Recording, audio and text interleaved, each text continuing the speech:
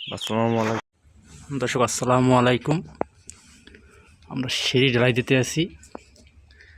আবহাওয়া খুবই খারাপ, তার ভিতরে আমরা সিঁড়ি করতে আছি। এই দেখেন সিঁড়ি ঢালাই।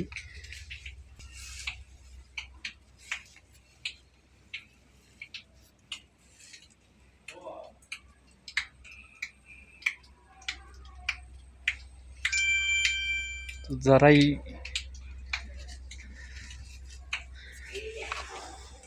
আমরা আজকে সিঁড়ি ঢালাই দিতে আছি। আবহাওয়া একটু খারাপ, তারপরও কিছু করার নেই, কারণ ছাদটাও ঢালাই দিতে হবে 2-1 দিনের ভিতরে।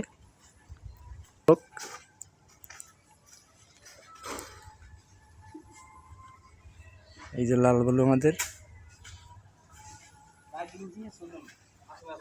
এই হলো আমাদের শাওন ভাই আজকে ঢালাই কাটতে আছে।